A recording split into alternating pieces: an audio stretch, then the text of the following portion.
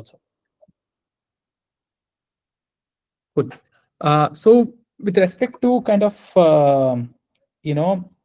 PeopleCo is the holding company for two companies in turn. One is CoinSwitch, the other one is Lemon. CoinSwitch is the crypto-focused product, while Lemon is focused exclusively on stocks and mutual fund, right? Which is completely your regulated business, right? Lemon is a new product. It was launched sometime around April of this year, 2024, right? And CoinSwitch as a product is a few years old.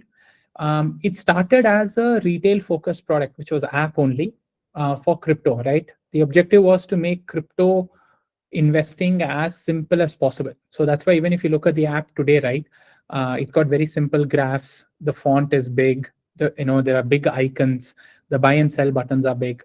The reason why it is done that way is because it's focused only on investing and for people who don't want to worry about all the complexities of order book and trading and all of that, right? That's how it was for the longest time, and that's how the company grew also. And in about late 2022, we launched the CoinSwitch Pro product, right? Because we realized that as people mature and they learn about crypto and investing, they want more complex tools, right? They want to be able to do analysis on the chart. They want to see the order book. They want to be able to take limit orders. They want lower fees. All these features started coming in as requests, so we built CoinSwitch Pro, right? So in the last almost 2 years, right, CoinSwitch Pro has launched. First it started off as a spot market on UI. Then we created the API program. Then we built Smart Invest. Now we've built futures on UI, and we are currently in the process of building API for futures, and and there's a lot of milestone that we have planned for, right? So this is like a very brief history about PeopleCo and CoinSwitch. And I think with respect to Lemon, you can think of Lemon as the equivalent of a Grow, an Upstock, Zerodha, purely focused on stock trading, mutual fund buying. If you guys haven't tried that, you should try that product also, right? So yeah, that's very briefly about CoinSwitch, Lemon, and PeopleCo. If you have any questions, I can take this now, and then I can move on to the next step.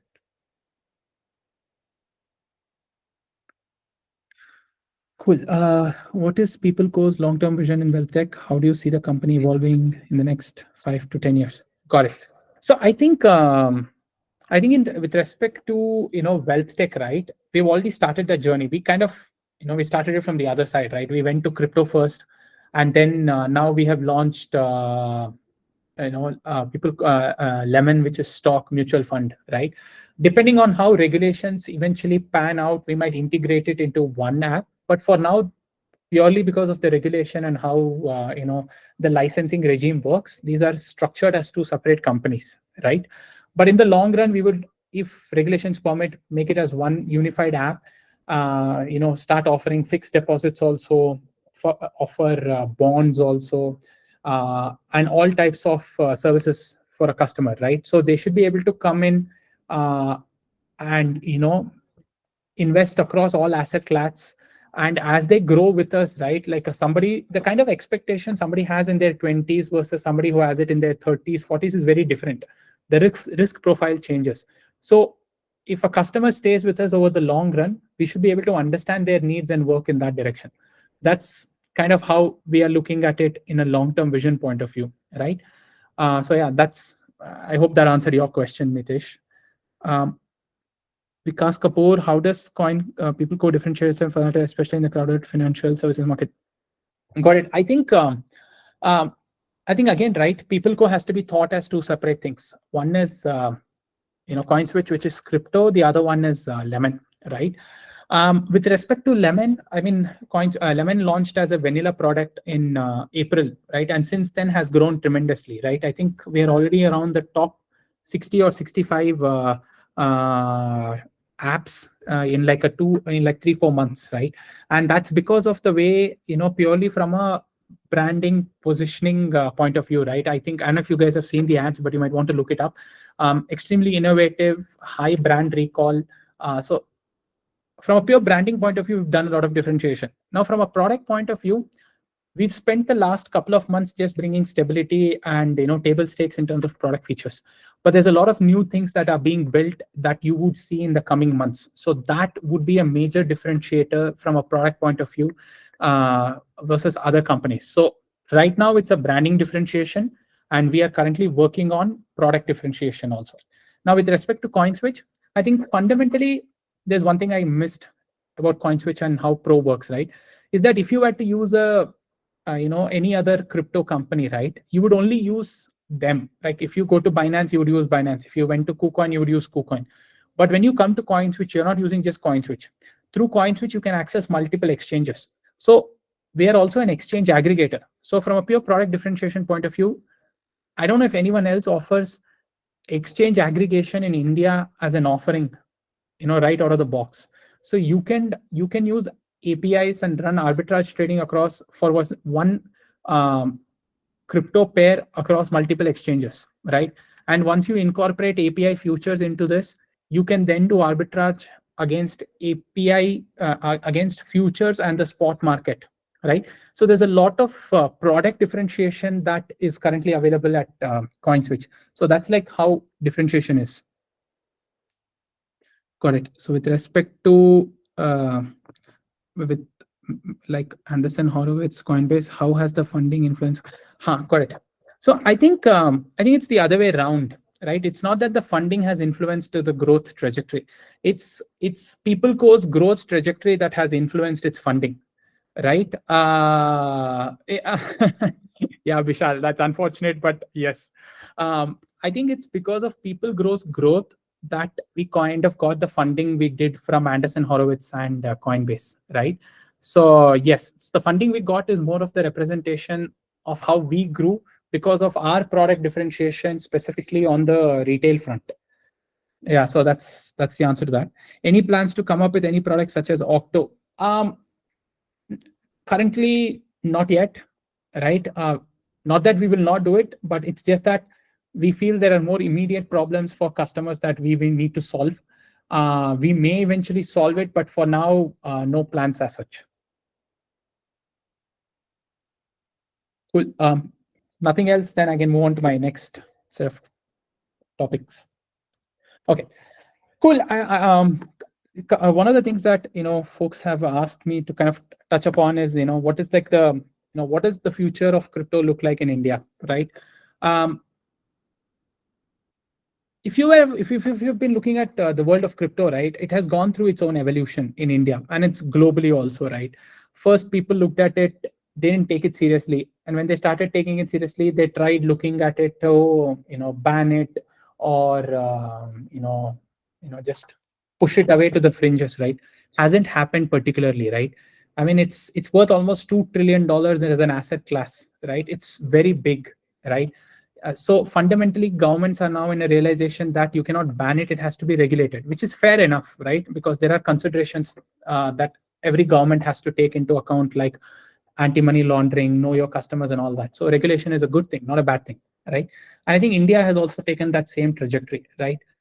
It's moved away from not taken seriously to being taken very seriously to being proposed as banned to now people saying, okay, we will regulate this, right? So I think I know the 1% TDS is not something people like, but I would say that it legitimizes to a certain extent the asset class, right? Plus the PMLA rules that are there, the KYC rules, all of which are very critical in bringing the right set of behavior for both brokers, exchanges like CoinSwitch and others, and the kind of expectation it sets for customers, right?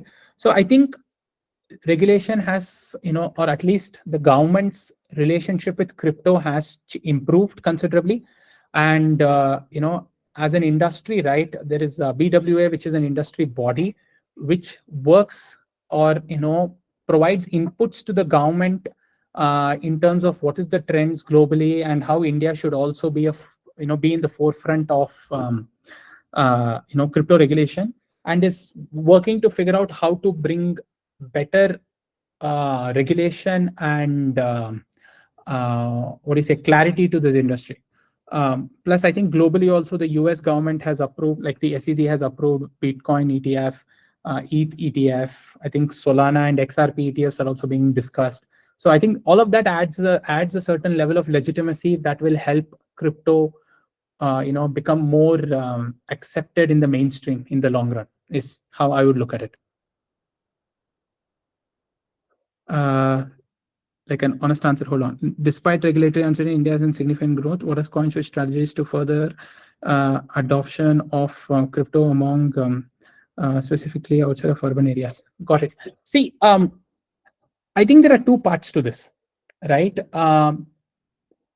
Do people want to invest in crypto? If people want to invest in crypto, should they invest in CoinSwitch? These are two separate points, right? Whenever somebody thinks of crypto, I would like everyone to just come to CoinSwitch, right? But to invest in crypto or not as an asset class, I think is something that will take time for customers to, come to a realization themselves. See, with any new technology, right, there are people who start using it, a core set of users, and over time, the circle of adoption widens, right? And even with crypto, while there's a lot of people who are using it, think of this, right? Stocks and mutual fund is known to so many people, yet India's mutual retail participation in the stock market is like what, 2-3% or something like that, right?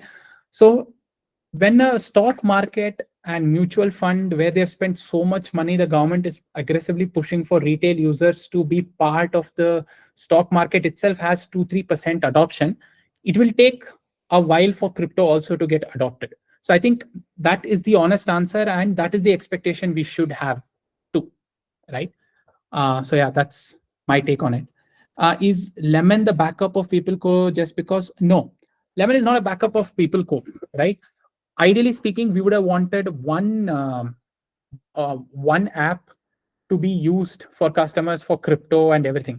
But the current regulation does not allow for such a thing, is the reason why we have it as two separate things. So it is not that one is more important and less important for us. These are two major asset classes, both of which are taken very seriously, and we invest a lot of time and energy in both of them. What's your take on SEBI rules for index derivatives, like limiting weekly expiry? I think, see, it's a question of point of view, right? People who trade in these contracts would say, hey, don't restrict me from trading in it. It is my choice. You're hampering my choice, right? But I think if you were SEBI, right, think about it this way. If you were SEBI and you were responsible for making sure that retail investors are taken care of, right? They don't get seduced by these returns. And see, it's a very complex piece of asset class, options, derivatives, right? It takes quite a bit of understanding.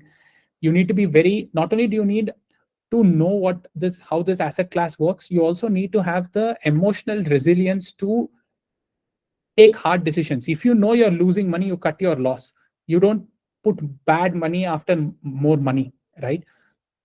It's not the right financial decisions. But people think they've lost 1,000 rupees, they will try and somehow recover it. Then 1,000 becomes 1,500. It'll become 2,000, right? If you are a regulator and your responsibility is for the small retail users, right?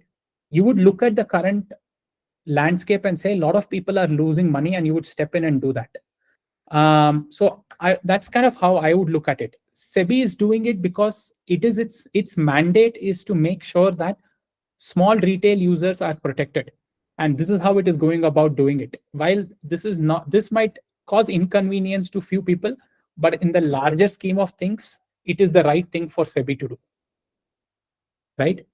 How do you see Binance coming to India? Is this something going to boom in India? As I'm saying, internationals are also setting up there.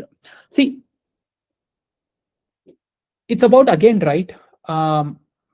What kind of products Indian customers need, right? There isn't any product in India that has been any financial product that has been successful in India that was not made in India for Indians, right? Again, it's a question of how you look at adoption. People who truly understand the asset class are hardcore traders might start using Binance, right? And you might think Binance is really big that way. But if you look at US, Coinbase has like an 85% market share. That's because the product was built in US for US citizens, built easy, and made easy to use.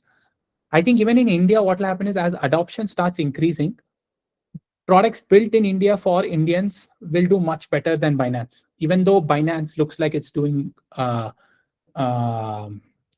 presently, is how I would look at it. Competition is always good. I think eventually better competition will lead to better products, and customers will be the final beneficiaries of this. Also, SEBI is increasing the margins. Again, I mean, it's my same point as Ravi's question. I think SEBI is doing it because it's SEBI's responsibility and mandate to make sure that small retail users are protected. Do you see an increase in CAC post Binance, KuCoin coming to India? No, not specifically, because I think we are all after very different users, and I think the market is big enough for a lot more players. Did CoinSwitch? No. We did not see a decline in trading volume because of this. Retail will get impact. Oh, there's a lot of questions. Hold on. Retail trading volume will get impact because of this merger. I guess people come. So is this? No, not necessary. I mean, that's a very hopeful suggestion. That's hope talking there more than anything else. I think it will take a while before people in the stock world start looking at crypto and coming. I know it's increasing in adoption, but I don't think so. This will be the reason why this. I hope this is the reason, but I don't think so. Binance is coming to India because India is playing around with the margin role in the stock world. When say lemon is new to the market, what makes it stand out? It's because again.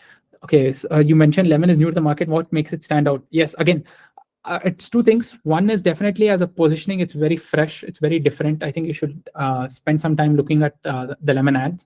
Two is that there's a lot of new innovations and features that lemon is building that you will be seeing in the coming months, which will make it a major differentiation as compared to competition. I think that's, yes, high leverage is definitely there, but see, it's critical to understand, right? When you offer, I mean, I know people offering 100x, 125x leverage. 100x leverage, the market has to move. I mean, assuming you keep liquidation aside, market has to move 0.8% to 0.9% to get liquidated. I mean, it sounds great, but if you look at the larger picture, a lot of people will lose money, which is never good for the industry, because once they lose money, they will not come back.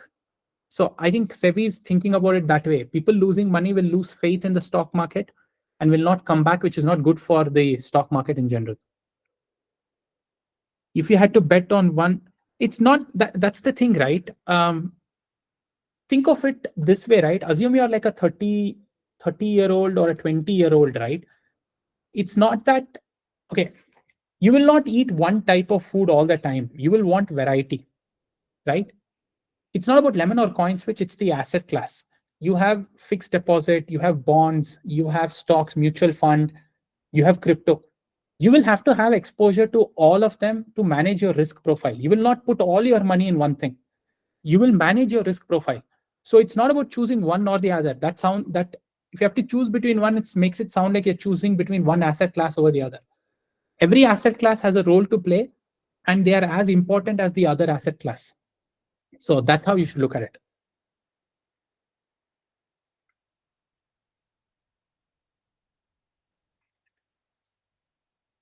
Cool. Can I move on to my next points? This is quite interesting. Don't worry. I'm okay to take these questions. Yeah, sure, Balaji. A lot of questions from people's end, it seems. Yeah. Yeah, no issues. Cool. So let me move on, right? I think given the cohort and given the folks I'm talking to, I think you guys would want to understand about what exactly happens. How does market making happen, API trading, futures trading, and things like that, right? So let me just give a few points on specifically on market making in the crypto world, right? So if you look at the stock world, right, if you look at NSE, BSE, and if you look at, say, Reliance share, it is traded only in Reliance. So the liquidity is sitting in BSE and NSE. And let's just talk about NSE for now if you want. The liquidity sits only in NSE. Price discovery happens in NSE. All the traders are sitting in NSE. Yes, somebody has a question.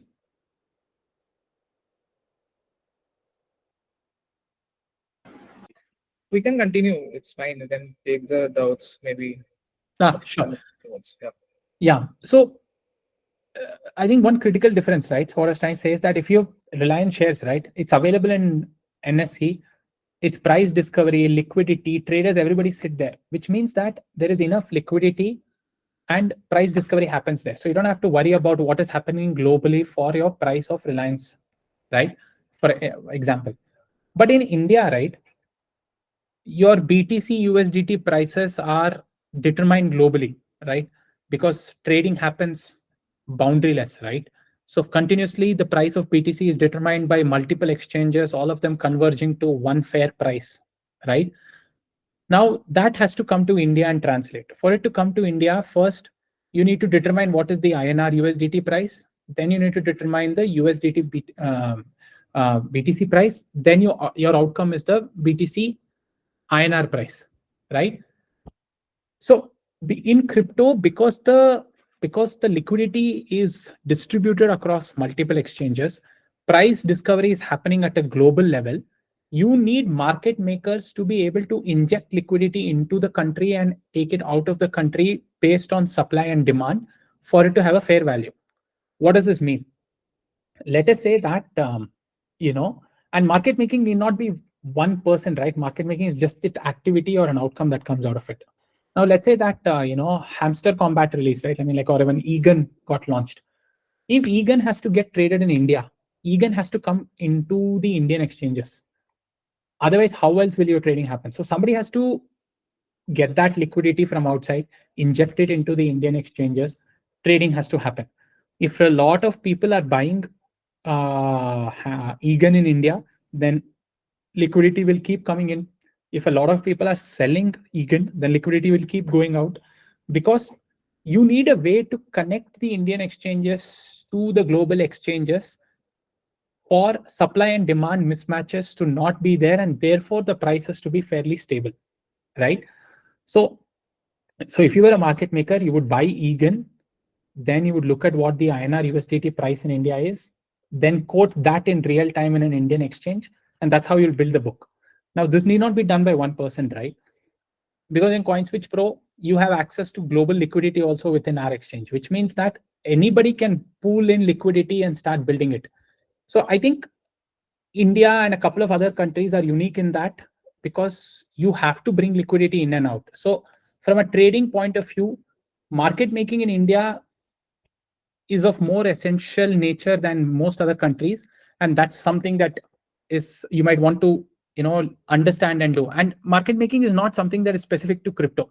You could just go to the NSE and look at the list of all market makers they have. So market making is a pretty common activity, but in India specifically, for crypto specifically, it's a very interesting thing that the way it works, right? Because of TDS and all of that.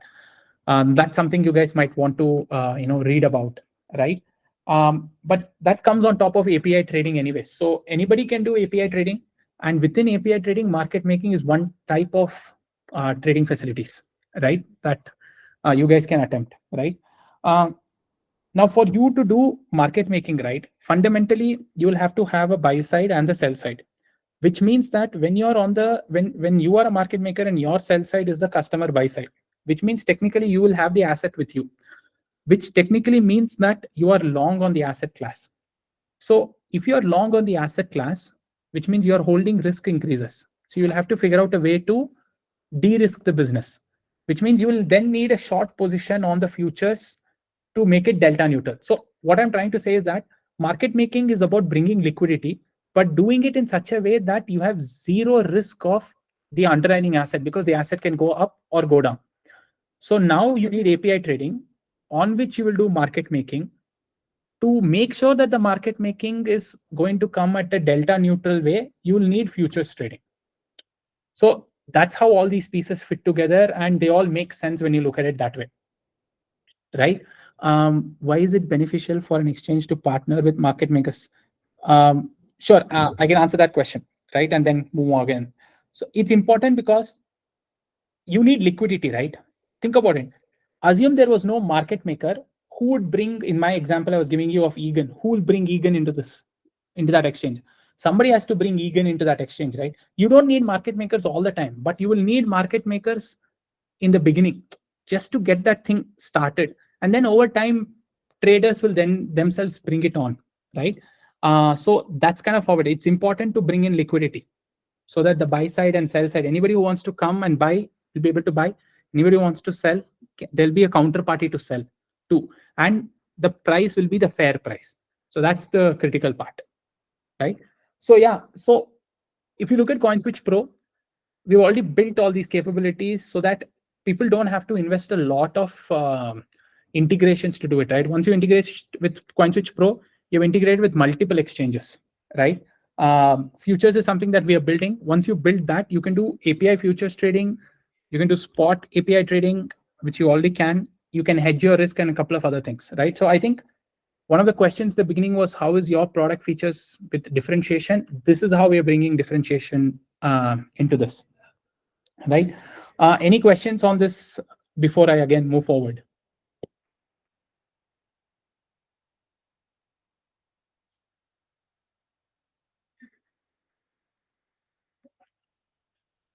Okay, got it. I think I've covered most of my topics in terms of, I want to talk about PeepalCo, CoinSwitch, and Lemon. So the one other thing is that we are we're planning to hire 2 interns, right? I think from the cohort of folks. We'll be sharing the criteria and the selection criteria for this. So hopefully, Bishal can share it with everyone, and we can get that also started off. So yeah, Sure. that's another thing. Hmm. Yeah. Okay. I don't know. So it's a fairly small room I'm sitting in.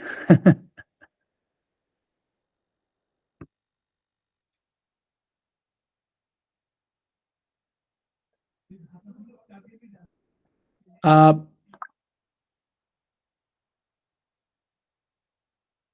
So you, sorry, just to understand, you want to know why I decided to join CoinSwitch? Is that the question, Nitesh? I think he's saying, like, is at any point of time in the past, did you take any hard decision in terms of product for CoinSwitch or PeepalCo in general? Yeah, that's what he might be asking for. Yeah. And hard decisions. So I think, see, when you look at, I wouldn't use the word hard decision. I think we've been very clear about what we wanted from CoinSwitch, right? As a vision, right? Um, we built so if you look at it, right, it's like a pyramid, right? um, you have retail users who are the largest number of people, right? Just above that will be slightly advanced pro traders who are lesser in number. Then slightly above that will be API traders, and there'll be even more advanced API traders. So the number of people decreases as you go up, but the volume contribution is exactly inverted, right? uh, Volume comes from large API traders and advanced traders, right? If you look at CoinSwitch history, we started by, unlike every other company, right? If you look at any other crypto company, they started by building complex UI. You would have the order book, you would see the graph, you would have limit order, you can do TPSL, this, that. Everything they could find, they just threw it at that and said, this is what a customer wants, right? In CoinSwitch, we did the exact opposite. We removed everything and we said, here is a buy button. Here is one box where you put the amount, and here is where you click on it. That's it. You get your crypto. So CoinSwitch started for retail products, right? And now we are just moving up and up and up. Then we built Pro UI. Then we built API. Then we built algo trading. We could build Smart Invest.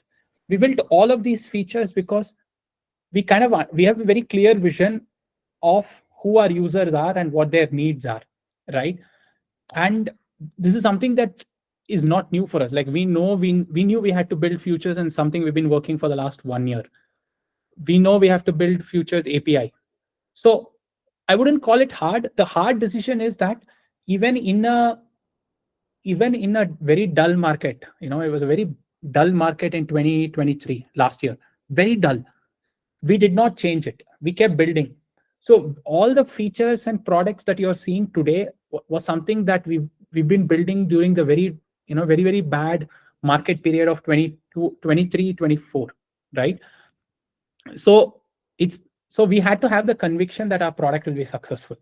So that, if you think that's a hard decision, then that's the hard decision we took, where we didn't cut costs. We actually added more manpower. We actually hired more engineers, more product managers. We actually spent more money because we felt that we should build the product that our users need, so that when the market is right, we will be there to capture the market because we have a better product than anyone else. So yes, I think believing that we will be successful, I think was how, if that's the hard decision, then that's the hard decision then we took, where we focused on it.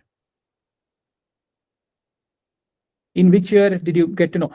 Okay, hold on. There's a couple of things. Okay, will WazirX recover their funds? How does CoinSwitch help doing so? Okay, so I won't be able to answer this question on will WazirX recover their funds, because I think what's happening at WazirX only, I think WazirX folks know. What I know is limited to what I also am reading on Twitter and on the internet. So I don't understand I don't have all the information to be able to make that. With respect to how is CoinSwitch going to help in doing so? Again, CoinSwitch is not is outside of this, right? I think WazirX will have to figure out how to do it themselves. Like, what do you think is your completion in the crypto space? Sorry, I don't understand. Oh, competition. Got it. What do you think is your competition in the crypto space? I think depends. I think it's very different, right? Because our retail product has no competition, right? Because nobody has a retail focused crypto app that I know of in India, like very simple, easy to use, and at this scale, right? I think with respect to the pro product, I think while we were late into the market, we have grown tremendously, right? We don't particularly, get too worried about competition. I think as long as we continue building whatever our users need, I think we will succeed. And the market is big enough for multiple people, so not too worried about that. In which year you got to know about Bitcoin and did you invest? Got it. So I think I've been with CoinSwitch since early 2022, and I started hearing about crypto, I think, in 21, and I invested only in 22. So yeah, in terms of volume, DCX is winning. Okay, I don't know. Is it winning in terms of volume? Okay. Have you included their USDT volume also and then telling me? Okay. That is I think you might want to, okay, no comment on that, but their futures, see, I think their futures product has been there in the industry for more than a year now. I think we are 2 weeks old, 2-3 weeks old. We were testing for the longest time, but only now we started opening up. They will be ahead of us, but that's okay. We'll catch up. Competition is always good, is how you should look at it, because it helps everyone build better products. That's how it is.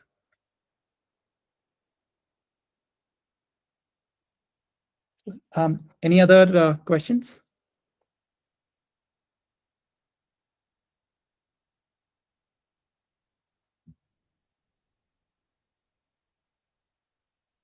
Guys, this is the last opportunity. If any one of you has got any question to ask specifically to Balaji, please go ahead.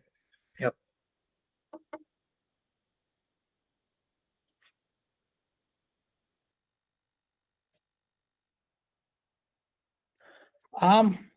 So yeah, I think our key focus for our exchange, I think, is one is definitely building out our building all the APIs, building out a smart invest, and figuring out how to add more asset classes, right?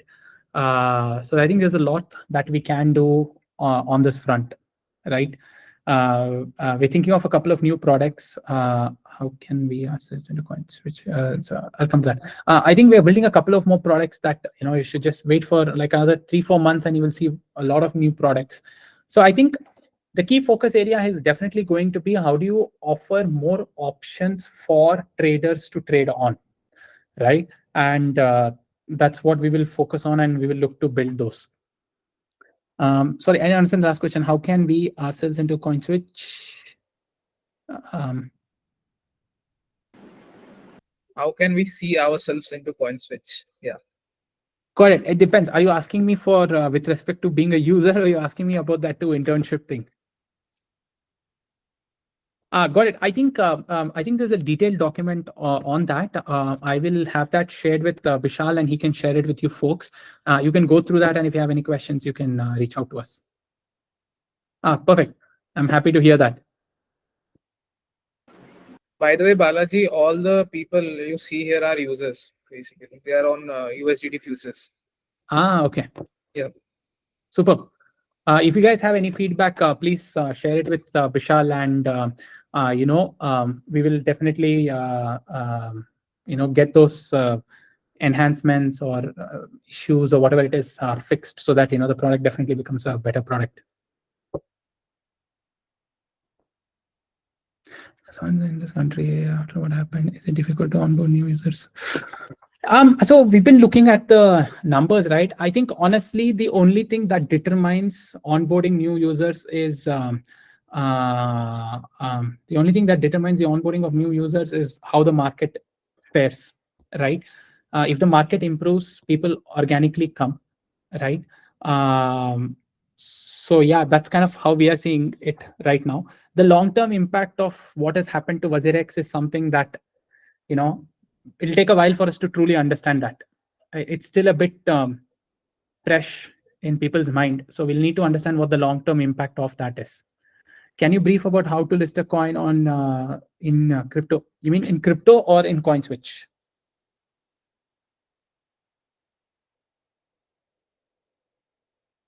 Coming for a call in crypto? Okay. I think, wait, I'll get that answer. Is any Ashish coming here? I think, yeah, we can definitely look to bring Ashish one day. I think right now he's traveling for work, but one of those days we can definitely get him to, address you folks. Okay. How do you brief about how do you list a coin? I think listing a coin, okay. Before listing a coin, I think the critical component is to understand why you need to list a coin, right? What kind of what's the thesis, or what's the value proposition of that coin, right? Once you have that clarity, that white paper, that thesis ready that you can show the world, I think then listing the coin, I think, should be a fairly easy thing. You can pick a chain and then do that. I think that's usually the easy part. That's like going to IPO. There are a lot of people who have done it. You can just follow the steps. But the critical thing is that why should people buy, like an IPO? Why should people buy your stocks? Why should people buy your crypto? What's the differentiation or the thesis that you're offering?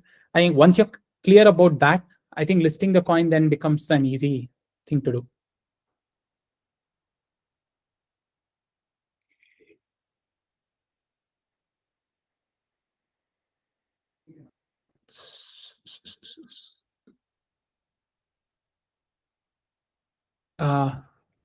Sorry, this half a question here.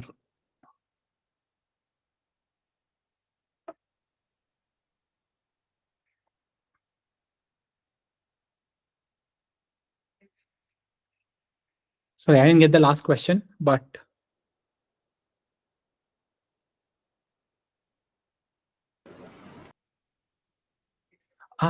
so go ahead.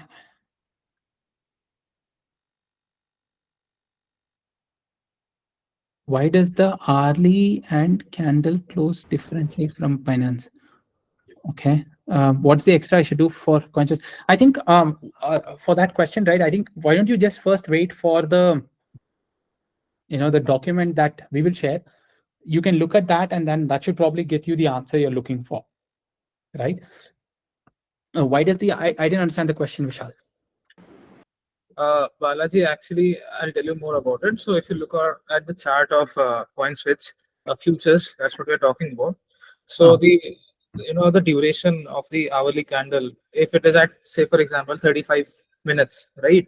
If you see the same chart on Binance, it is probably somewhere around 2 to 3 minutes. So there is a 30-minute price difference in the closing.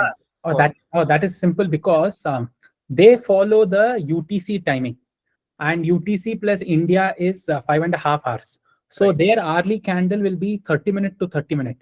Uh, the, our hourly candle is 0 to 00. So that is why it's like an offset of 30 minutes is why you would see that difference. Uh, why is there a specific UPI reason UPI portal hasn't been a primary on CoinSwitch as a mode of payment? That is a um,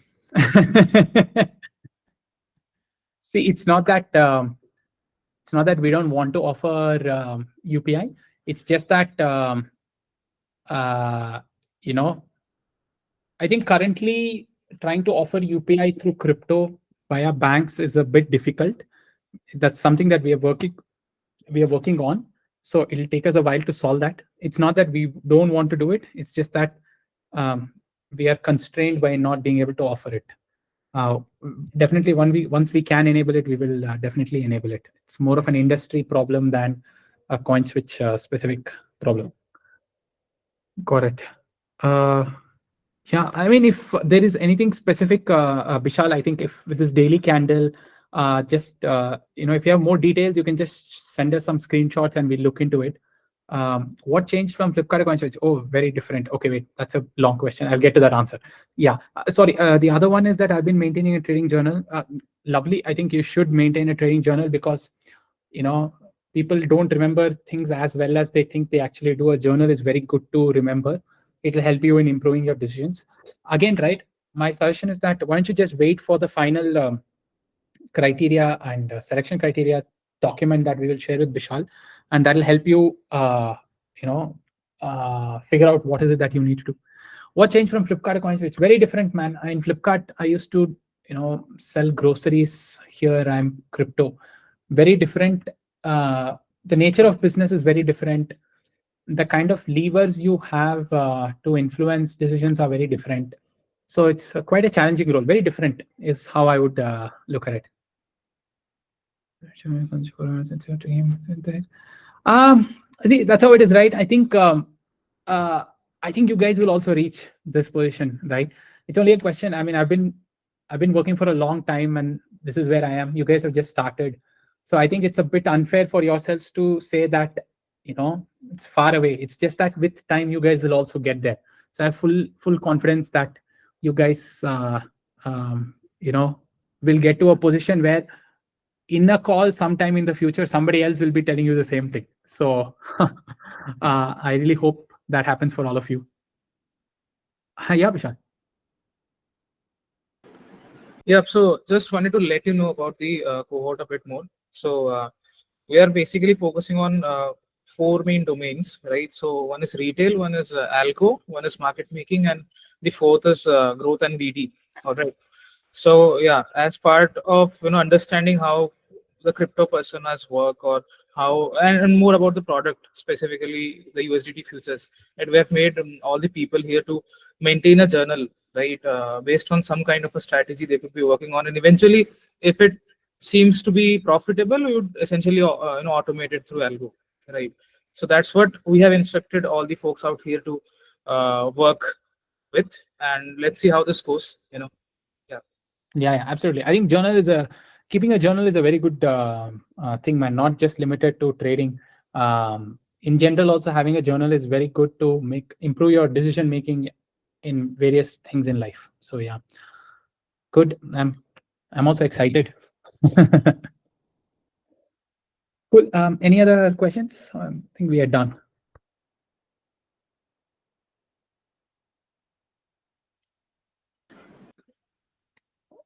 Yeah. Nitish seems to be very excited.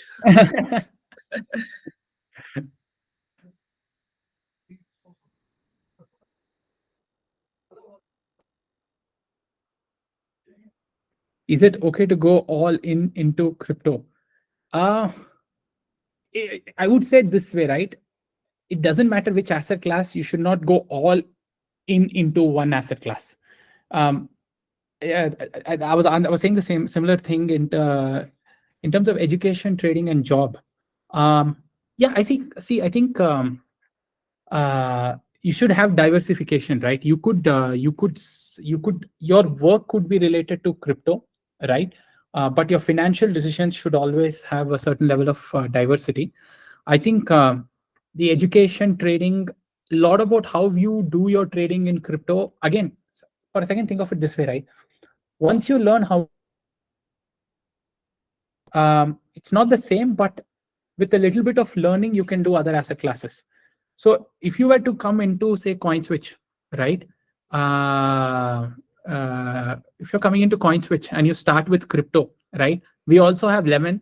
You can use that learning for Lemon also. So what I'm trying to say is that don't look at something as a crypto only learning. Look at something that you can apply in other asset classes also. So that it's always important to have that kind of. I know Bishal will be like, "Hey, why is he saying this?"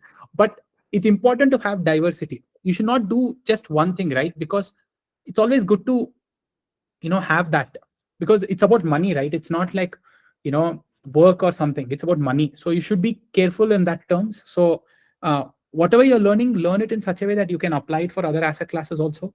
And you can start with crypto, but try other things. Who knows, you might succeed in some of them, and you don't know which one. So yeah.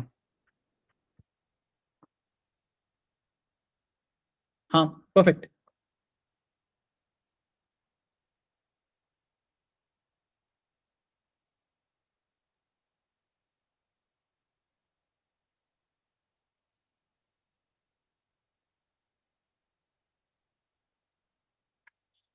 Oh, cool. Then we're done. Vishal? Yep. Cool. Awesome then. Thanks everyone. Yeah. Yes. So yeah, thank you so much, Balaji, for this amazing time. Absolutely, guys. Just drop a heart in the chat for Balaji before we wind up. Hey, it's okay, man. Don't worry. Yeah. So thank you so much. We'll again connect in future. Yeah, Yes, yeah, that was definitely. very well. Right. Yeah. Cool. Okay. Thanks, folks. Have a good day. Good luck. Thank you so much. Thank you. So yep, we can wind up probably now, guys. With that said, if you have any doubts, you can of course connect with him over LinkedIn, and also get back to the team of from Growth Traders, right? So they will be helpful to assist you with all the questions regarding the program, or maybe with CoinSwitch. And as said, for the cohort one people, guys, be prepared for the two algo positions that we are having open for the CoinSwitch. Also, we'll be having referrals from Futures First as well. Those have been already aligned with the cohort one of people, right? For the cohort 2 and 3, just make sure to prepare a nice trading journal with our capstone project, of course. And yep, maybe we can see ourselves sitting somewhere in Bangalore in a few months. Okay. Thank you so much, guys. Thank you. We'll wind up.